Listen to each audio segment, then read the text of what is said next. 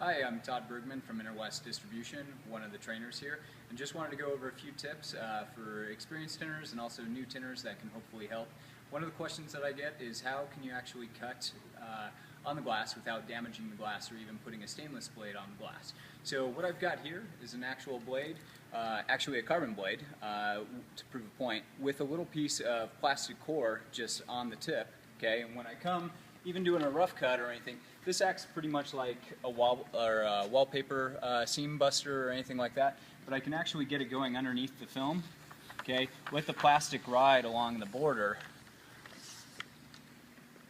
and that way my blade never actually even touches the glass. Okay, you can do it for your rough cut and also your final cut.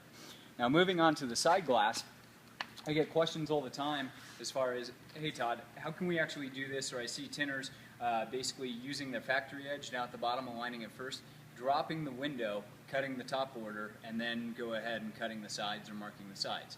A lot of new tinners have a hard time basically trying to make a clean cut, especially when you're doubled up. So what we generally do is teach people how to go ahead, keep the film on, start with your top border cut first.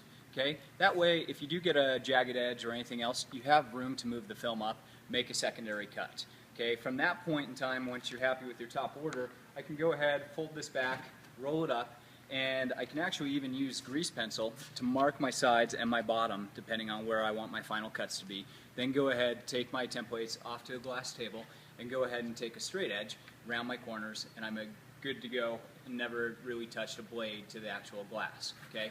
When I come to actually cutting side wing windows, okay, some of the wing windows that are the most difficult have even basically rubber seals on the inside and out.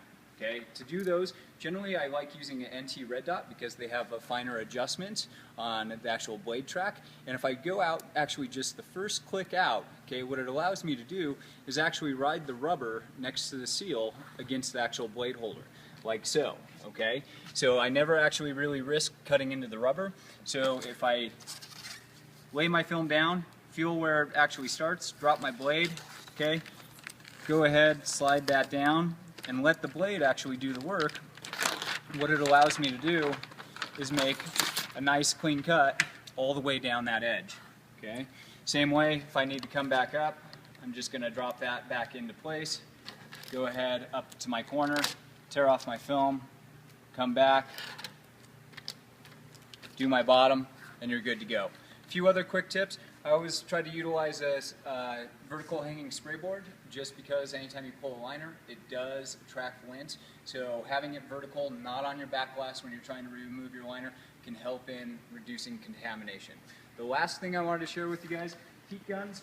Okay, a lot of people use a paint stripping heat gun similar to this. Not bad, but if you use some of the other heat guns out there, what you want to look for is a higher CFM as far as your air movement goes. Okay, these actually function better when you're shrinking and help the film shrink more evenly than getting hot spots with some of your typical paint stripping guns.